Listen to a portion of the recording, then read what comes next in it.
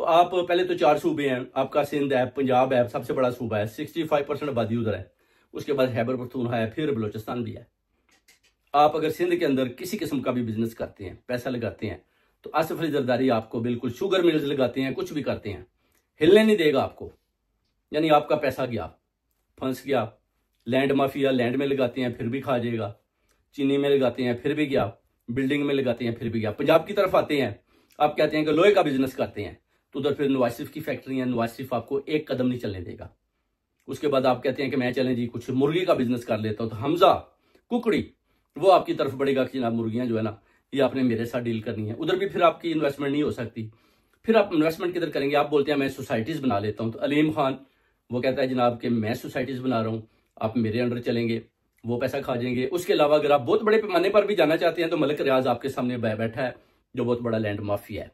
वो बोलेगा कि जनाब जमीनें आप खरीद नहीं सकते किसी सूरत में भी, अगर आप खरीद भी लेंगे तो फिर आपके ऊपर और तरह के मुकदमात बनाकर आपको अंदर कर देंगे। यही हाल मेरे पाकिस्तानियों खैबर पख्तूनख्वा में भी है। उधर भी आप देख लें जो हाल है वो तो अभी यही है ना, क्योंकि पहले तो खान साहब होते थे, वो कहते थे कि आप इन्वेस्टमेंट करें तो जनाब मैं आपके पैसे का पैरा दूंगा। मगर जैसे ही रजीम चेंज होती है 14 अरब भी निकाल लिया जाता है, 190 मिलियन पाउंड भी जो जनाब अलकादर यूनिवर्सिटीज के लिए आता है वो भी इन्होंने आपस में बांट लिया। फिर खान साहब तो पैरा ना दे पाए ना, क्योंकि वो वजीर प्राइम मिनिस्टर ना रहे, पैसे के ऊपर बैठ ना पाए, उसके ऊपर गिरफ्त उनकी कमजोर होगी। चोर पार्टी आई, सारा पैसा लेकर ले उड़ी। उसके बाद ओवरसीज कम्युनिटी के साथ धोखा हो गया, उन्होंने जितना पैसा भी भेजा ये खा पी गए।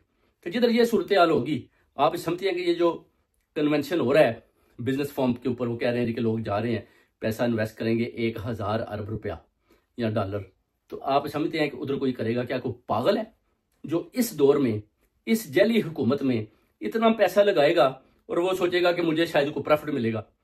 मैं तो कहता हूं कि किसी सूरत में भी कोई पैसा नहीं लगाएगा।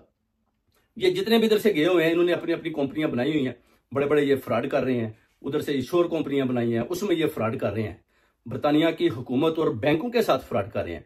हसन नवाज ने देखेंगे बैंकरप्सी की, जो इतने इतने बड़े फ्रॉड करते हैं। आप समझते हैं कि पाकिस्तान के अंदर तो बैंक के अंदर इतना पैसा ही नहीं है कि अगर ये उधर फ्रॉड करना भी चाहें तो फिर ये फ्रॉड कैसे करेंगे? क्योंकि बड़े मगरमच्छ ऊपर बैठे हुए हैं, वो आपको फ्रॉड नहीं करने देंगे, बल्कि आपका पैसा भी खा जाएंगे और आपके नाम पर जो पैसा मिलता है वो भी खा जाएंगे।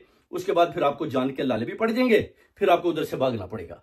तो जिधर ये सूरत हाल होगी मेरे पाकिस्तानियों, आप समझते हैं कि ओवरसीज कम्युनिटी पूरे वर्ल्ड से पाकिस्तान के अंदर इन्वेस्टमेंट करेगी। खान साहब के दौरे हुकूमत में ग्रोथ 68% थी। आपको भी पता है कि लोगों ने इन्वेस्टमेंट की, लोगों ने पैसा उधर दिया, खान साहब को दिया, इन्वेस्टमेंट भी की, ग्रोथ बढ़ी। उसके बाद फिर IMF का पैसा लेने से खान साहब ने इनकारी की, क्योंकि ग्रोथ ठीक जा रही थी। मगर उसके बाद जैसे रजीम चेंज होती है, ग्रोथ देख लें अभी 40% भी नहीं है। पैसा सारा चोरू डाकू ने लूट लिया, ओवरसीज कम्युनिटी के ऊपर तशद्दुद किए गए, उनकी जायदादों के ऊपर कब्जे, उनकी जमीनों के ऊपर कब्जे किए गए, वो सारे बाहर भाग गए। अब वे कह रहे हैं कि जनाब ओवरसीज कम्युनिटी आए इधर पैसा इन्वेस्ट करे ताकि मुल्क तरक्की करे।